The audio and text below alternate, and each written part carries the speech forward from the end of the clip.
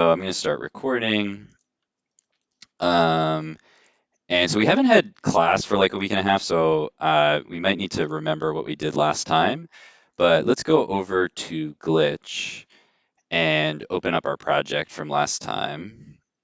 So I'm going to go to my user profile, and here's my 3JS part 3, where we're adding our controls. And I'll put a link to this in the voice chat if you want to open this up. And so yeah, we've got our project here. I'm going to close this panel and open it in a new window and open up the console. And let's refresh this. And so where we left off, I added in the pointer lock controls where I can move the camera with the mouse and I can move my camera, also my sort of like player, back and forth with um, the WASD or the arrow keys. And the last thing I want to add in, and I don't really have anything to jump on, but you guys might have stuff to jump on, and I could add some stuff in here. I guess I could jump on the bench. Right now, we're not really moving in vertical space. We're moving only in X and Z space. But if we want to have vertical space, we need to add sort of this like idea of gravity, and then we need to add a way to check if we're standing on something like the ground or an object. And we also need a way to jump if we want to move between different vertical objects. So that's the last bit that we're going to add in here. Um, so let's see, I'm logging some stuff. So let's take out this log first. So this is line 273.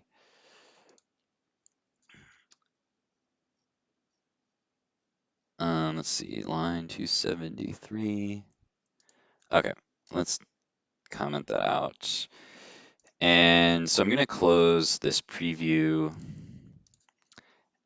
and let's increase the view a little bit. And then I'm just going to collapse my functions um, so we can see everything.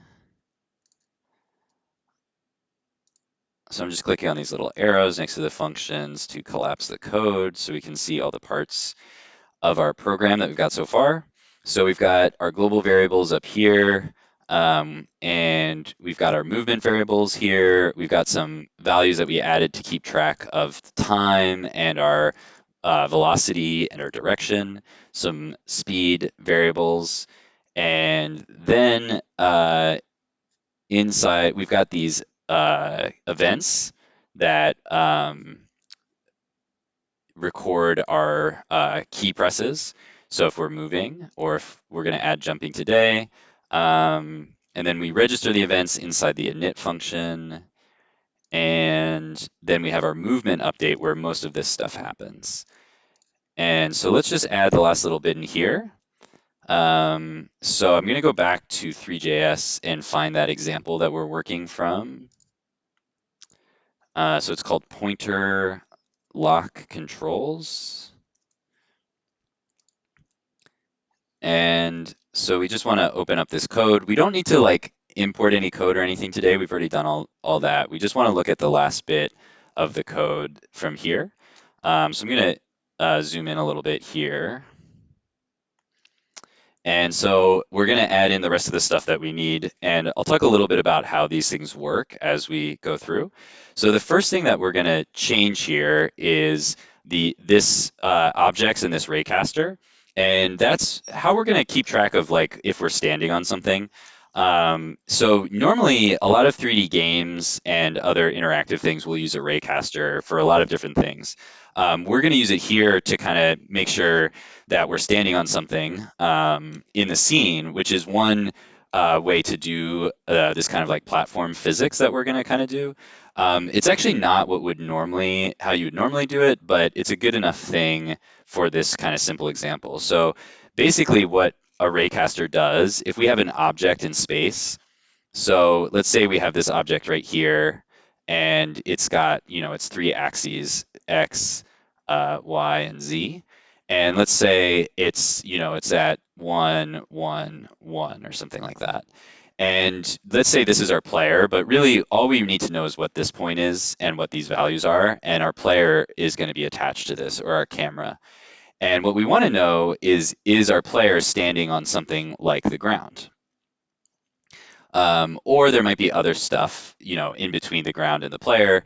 And what a raycaster does is essentially we choose a direction.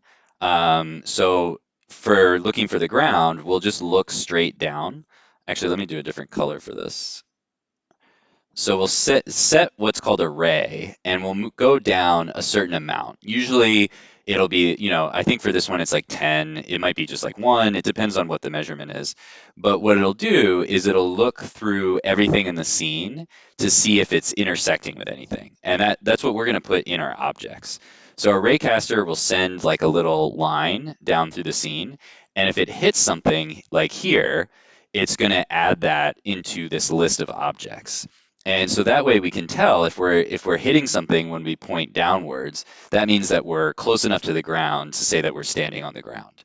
Um, Raycasters also get used for a lot of things like projectiles in games. So like if we had some sort of weapon and maybe there's like some enemy over here and we wanted to throw our water balloon at the enemy or something like that, we might use a Raycaster to say, is the enemy intersecting with our where we're looking or something like that. So they're used for a lot of different things having to do with physics, but they're a little bit faster and simpler than doing like 3D collisions.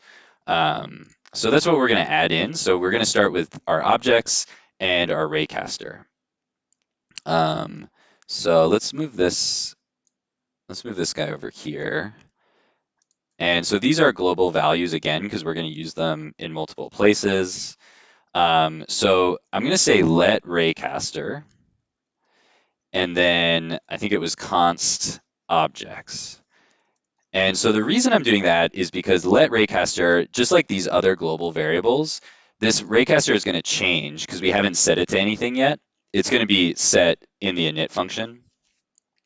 Um, but the objects, since this is just a list, this list is never going to change. It's always going to be a list. We may add things in and out of the list, but we're never actually going to change the list. So this, we can use a constant here because it's not going to be reset to anything. So we have our raycaster and we have our objects. And then there's a couple other global values that we need to add in here. So one of them that we haven't done yet is the jump value. And this can jump is just a Boolean that says whether or not we can jump. And this is going to help us kind of keep track of whether or not we're on something and therefore can jump. So let's actually put this down here with our player movement variables. So we'll say let can jump. And we're going to start that out as false. So we're going to assume that the player is not on the ground, or we're going to assume the player is on the ground to start. So we can't jump. And this is also a let because it's a Boolean value that we're going to set either to true or false at various points. I think that's it for our global values. So let's take a look and see. Actually, I don't think there's anything in init that we have to do. I think everything else. Oh, but there is. Okay, so I think I noticed this last time. This is one thing that I do not like about the way that this is set up is that they actually apply the physics inside of their event, which is fine. There's no reason you can't do that, but it's confusing because most of the physics stuff is happening in the movement update that's all the way like down here, like around here. Or no, I'm not even in the, yeah, all the way down here. So it's confusing to have to go back and forth. I can see why they did this because it's easier to just apply the velocity once here, but I think we can do this with our own logic. So I think we're going to add in our own variable and set it up here. So I'm not going to copy this code. I'm going to write a different version of this, but we'll use something similar to this. So I'm going to add another value here. I'm going to say let is jumping. And this is going to be like our move left, move right, or whatever. We're just going to set this to true when we hit the space key. And for now, I'm going to start it as false. So we'll set this value when we hit the space key.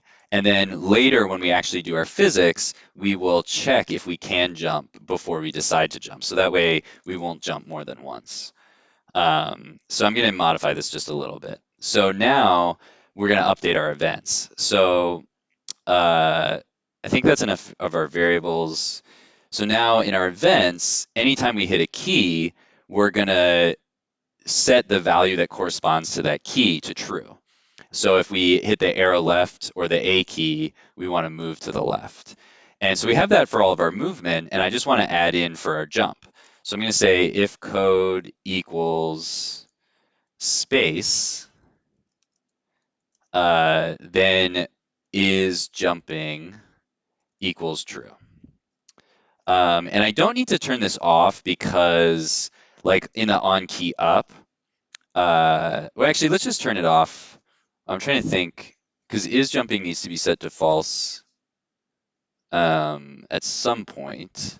Yeah, let's turn it off here. Okay, so on key up, if code equals space, is jumping equals false. We may not actually need this, but it'll be good to have it there in case we do.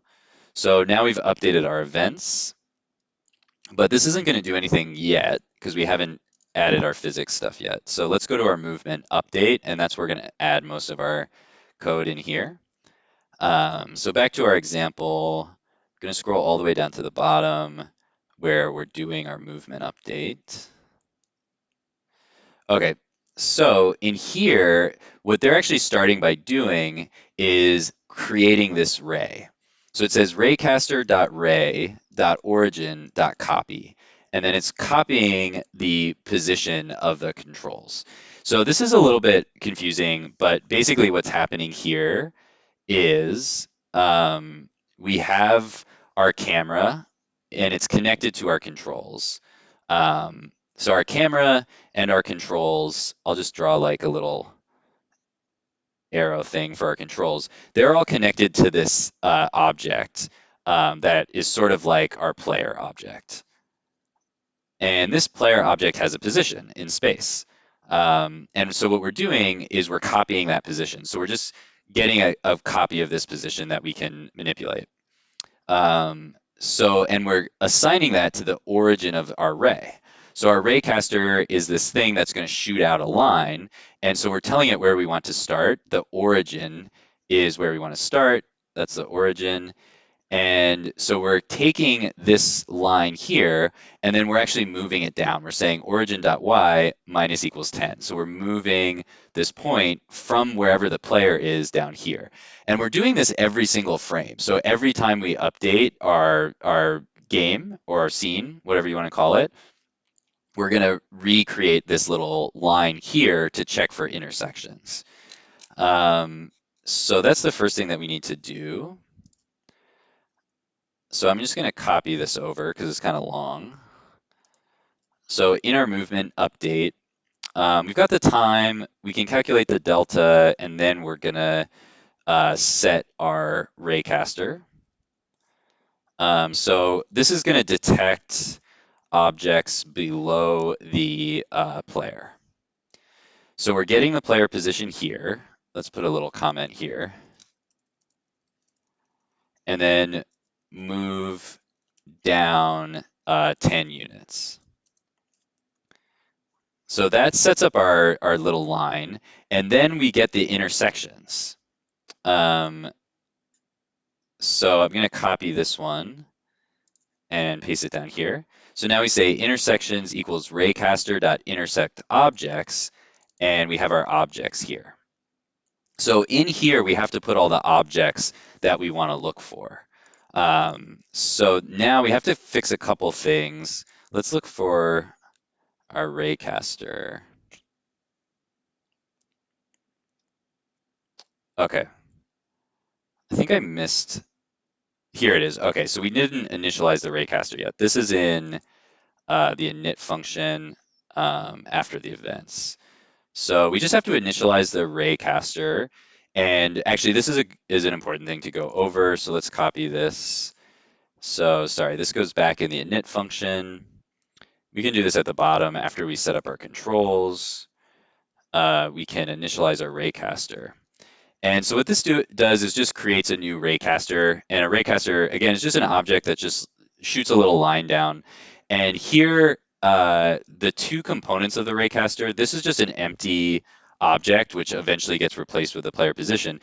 This here is the direction. So the direction is right here. See, it says -1. So direction is -1 on Y. So that means it's pointing down. And then we have, actually, I don't know what the 0 is. This is probably the length. Let's look up the Raycaster documentation real quick. Raycaster. Okay, so the origin, this doesn't matter because we're going to reset the origin to the player every frame. The direction, and then near and far. Okay, that's good. So that makes sense. So near and far, so near is 0 and far is 10. So that's the range that we're going to do our raycast. So again, what that looks like is this part we don't really care about because that's always going to change to wherever our player is. So we're always going to get the player position in the scene. And then the direction is -1. So the direction is just -1 on Y, 0 on X, 0 on Z. So we're ignoring X and Z. We're just looking straight down. And then the area is from 0, so from the beginning of our point all the way down to 10. And we're going to look for any objects in between this area. Okay, so the next thing we have to do is add objects to our objects list to look for. So I'm just going to add the ground to start. So this one, the ground is inside my scenery function. And here's the ground right here. I'm just going to say objects dot push ground. So that will put the ground, which is my little mesh here, into this list of objects that I'm checking for. So if we look up here again, objects is just a list. So when we push onto the list, it adds a new element to this list. So let's actually log that so we can see it. So where's my ground? So after I add the ground to the list, I'm going to say console.log objects. Objects is kind of too generic of a variable here. We should probably name that like raycast objects or something like that. But anyway, here's our objects list, and you can see our first object is just this ground thing. So we're gonna look for that first. Okay, so let's go back here. I'm gonna comment this out. And now we can go back to our movement update. So we're looking for intersections with our ray between any objects in the scene. And this way, since we're using a list of objects, that means that we're only looking for objects that we actually specify to look for. So that's going to save us a little bit of time. So the next bit that we do back in our movement update down here is we just check to see if we're on an object. So this is kind of a nice short bit of code right here. So let's explain this real quick. So intersections.length is going to be however many objects we intersect with. Or sorry, intersections itself is just a list of objects. And so intersections.length is the number of objects in that list. And so if intersections.length is greater than 0, that means that we are on top of an object. And so what we do is we take this assignment and we assign it back to a value, which is going to be either true or false. So for example, if I have a list, let's say I have A, and I have a list of like 1, 2, 3 things. A.length is going to be 3. And so A.length is greater than 0 is going to be true. So ultimately, what this statement is going to give us is a true or false value based on whether or not we're actually intersecting with anything. And that will tell us whether or not we're on an object. So then we do all this stuff. And then if we're on an object, so down here, if we're on an object, then we're going to set the velocity to 0, or whatever the current velocity is, which is what this does. And then we're going to say can jump is true. So we're going to give the player the ability to jump because they're on an object. So where does that happen? That happens right after the movement. So we'll do that here. So if on object, so if we're on an object, oh, whoops, I just closed my code.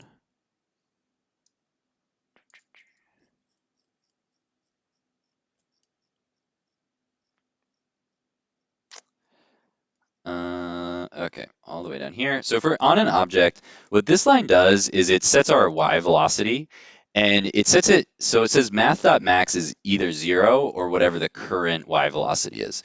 So basically, as long as our velocity is like, if we're moving downwards, our velocity is going to be negative. And so this is setting our velocity to 0 unless we're going up, because it's going to take the maximum value of these two numbers. So just to demonstrate that real quick, if our character is falling, the velocity, let's say vel for velocity, is going to be some negative number. It's going to be like negative 100 or something like that. And so if we're hitting an object, we don't want to keep falling. So we're going to take math.max 0 or velocity. So if our value is negative, then we're just going to set the y velocity to 0. So we're just going to stand still. If the velocity is positive, meaning that we're jumping upwards, then we don't have to worry about it. We just stick with that positive velocity. So we're going to copy this line. Let's close this for a second. And then we also set can jump to true, because if we're on an object, that means we can jump. And that's the kind of the tricky part that we're going to have to fix in a second, but let's finish our gravity first.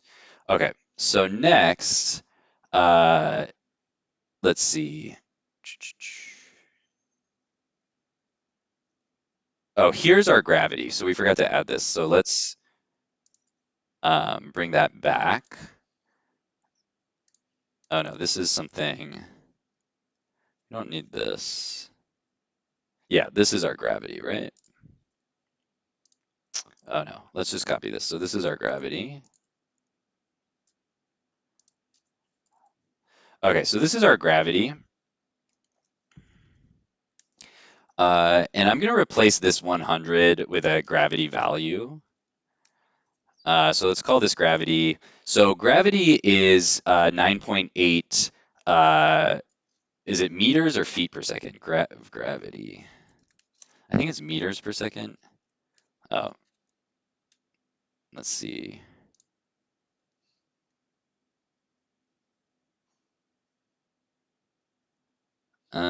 Okay, we need to be more specific. Gravity 9.8. Okay, meters per second squared. So that's how much gravity speeds us up, is 9.8. And then 100 here stands for mass. So the larger the object, the more it's going to apply gravity. So let's set our gravity to 100 up here, but I want to make this a variable because I may want to change this at some point. Maybe we're doing like a space scene or something like that. So I'm going to set gravity to 100. Actually, I guess this is mass. Gravity is the 9.8. Let's call this mass.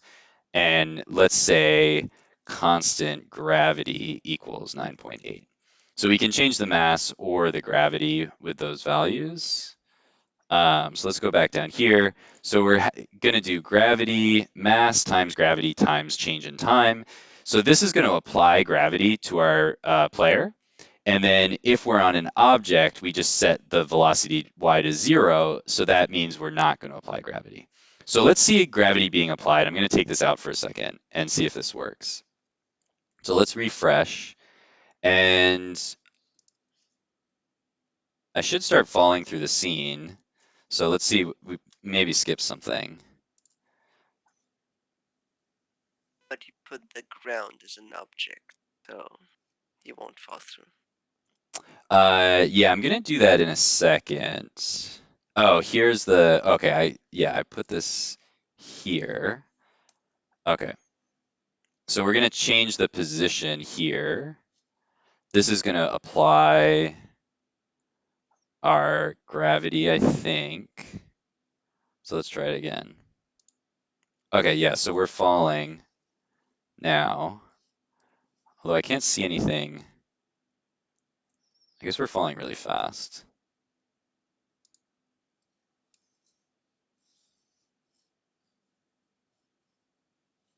Okay, so I'm not exactly sure, but let's test it. So it looks like we're falling now. So then if we set velocity.y, when we intersect with something, we shouldn't fall anymore. Nope. Okay. Let's finish the example and then we're probably missing something. So anyway, what this does is it gets our y position of the object, and then it's just adding the velocity.y, which is either our gravity that we calculated up here, or if it's here, it's 0. And then we're multiplying that by delta. And then here, oh, this is the last bit that we need to do. So if the controls.y is less than 10, then we want the y to be 0, and we want to set this back to 10.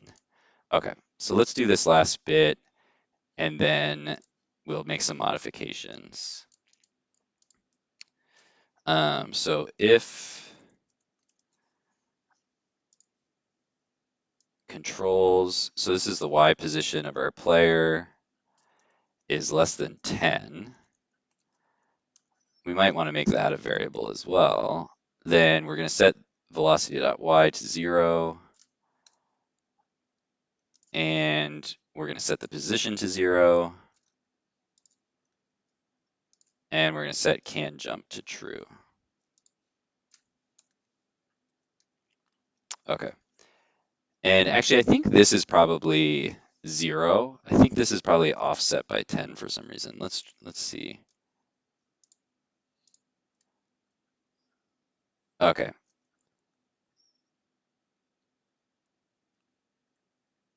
So now we're getting stuck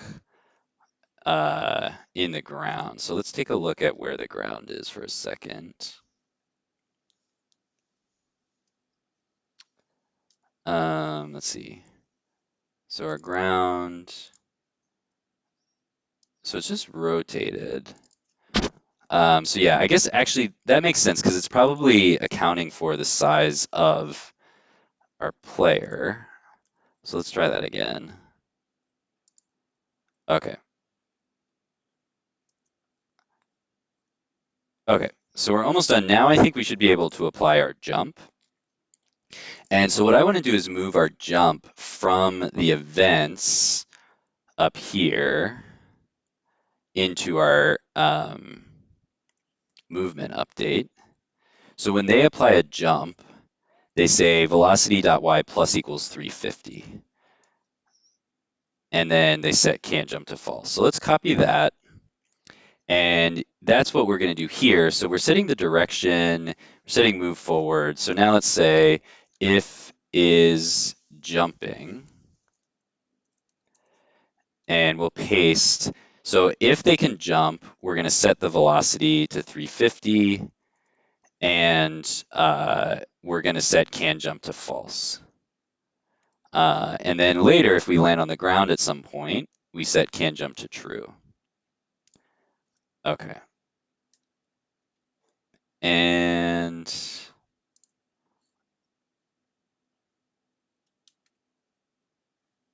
yeah, I think this should do it. Let's try it. Okay, there we go. So now I can jump.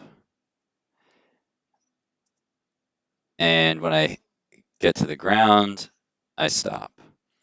So now let's see if we can land on the tree. I'm jumping really high. It's kind of like too much. I think maybe the units that they're working with are kind of different from the units that I was working with. So let's make a couple adjustments. So this 350, we got to replace that with jump speed. And so we can set our jump speed in our global variables. So 350 was too much. I'm going to try 200 and see how that looks. Oops.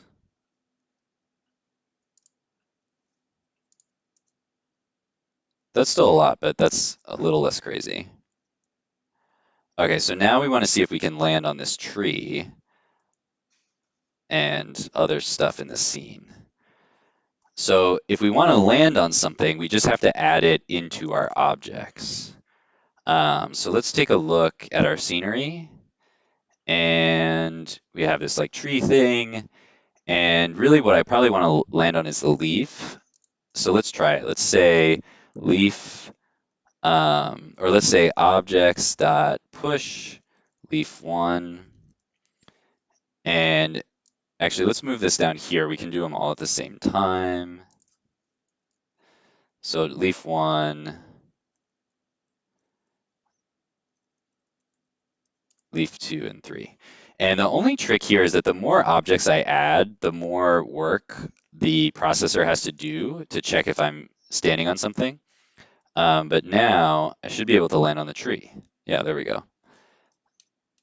And so the ray is looking down at all the objects in the scene. And if it's hitting one of them, like these leaf objects, which are really just big cubes, then it stops applying the gravity. So that way I can, stand on this tree. And I think what's actually happening is that it's not letting me go past 10 at all. So it's not even actually using the ground. Now that I look at the code more, I think we could actually take out this whole section because it's doing the same thing that this is, since we're looking for the ground as well. Let's see if that's true. Nope. Okay. I think we're too high, or we're on the ground to begin with. I think that's the problem. But let's just leave it at how it is. Or we could move the ground down. I'm going to try that, but if it doesn't work, I'm just going to go back to the way it was. So let's say ground dot position dot y equals -1.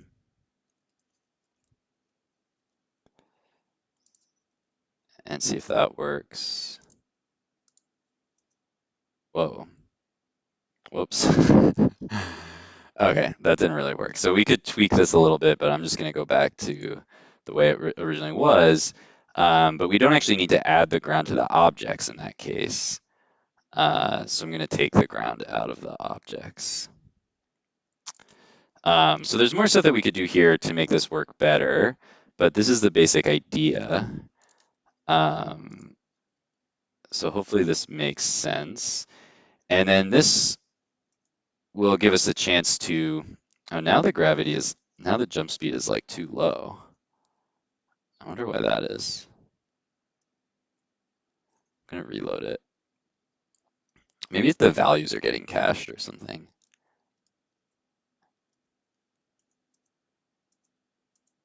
Huh. I think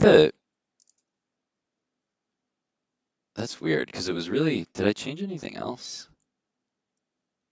Oh, maybe the ground is doing something because it can see it, so it's making it jump anyway. Okay. I guess it's telling it that it's on the ground even if it can't.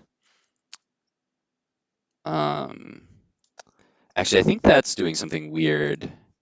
Let's turn this off and then set the jump speed back to 350. I think that's going to work better, potentially. Okay, yeah, that actually seems more normal. I think what's happening is since I had the ground as an object, but it's also stopping at 10, that it's just like adding to the potential velocity, although that doesn't totally make sense. Anyway, I have to look at the code a little bit more, but this is basically what we want. We can jump on stuff. And apparently we can jump really high sometimes, like if I'm on this leaf for a while. Also, I jump through the leaf because it's probably not fast enough to detect if it's going too fast. Anyway, there's definitely a lot of tweaks that could be made here. This is not a like super sophisticated physics system, but this is basically what we want to do. Let's see if we can add the bench, and then I'll stop for today. So our bench is a thing that we load in here. But it's also an object with geometry, so we should be able to detect it. So let's say objects.push bench and try it again. Okay, so let's see if I can stand on the bench. It's kind of hard to tell. I think the bench is too low. Let's make the bench bigger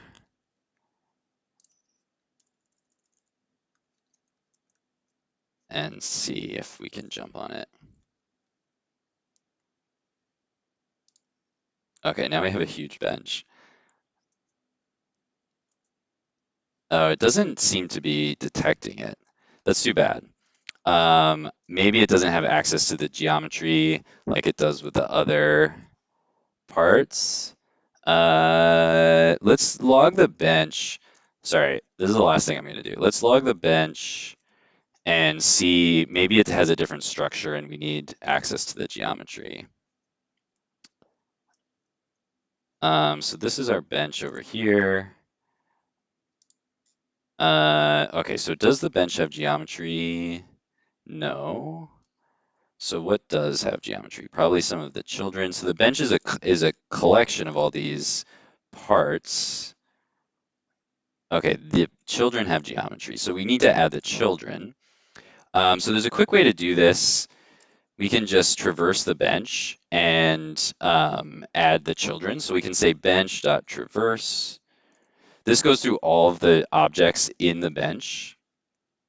And it takes a callback function. So we just say function children. And we just need to check if they have geometry. So we can say if children.geometry. And if they have geometry, then we can push them into our objects. Oops. So we just say objects.push children. And actually, this is just each child. So it makes more sense to call this a child rather than a children. Okay. And little semicolon there. Let's see if that works. Okay. Sweet. Now we can stand on the bench. See if we can jump up here. Oh, whoops.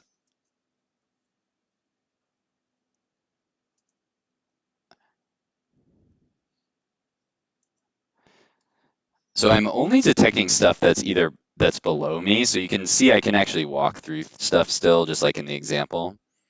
And there's definitely something weird happening with the jump velocity. I'll debug that later and update the example. I think it just is because I'm doing it in a different way than the example, and I must have missed something. But yeah, now we can jump on the bench. And I could also look to make sure, like I could name this bench. Actually, it probably has a name. Okay, sorry, one last thing I'm gonna try. Let's log the bench again. And I bet we could use the name of the different objects in the bench to just get like the main seat of the bench. Okay, so let's see.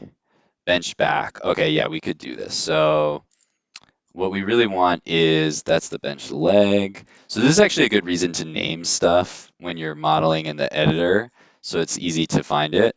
These are all legs.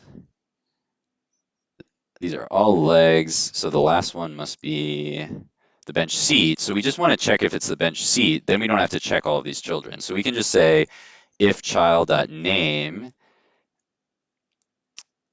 oops, equals bench seat. Then now we don't have to worry about the legs and all that, the other stuff in the bench.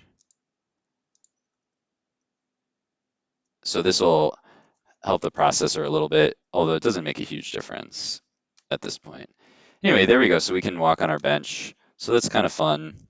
Okay, so I'll stop there. Hopefully that stuff makes sense, but we're basically just adding in our kind of pseudo-gravity physics and our jumping mechanism.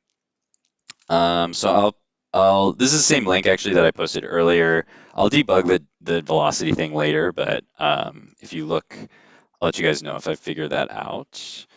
So yeah, let me stop recording.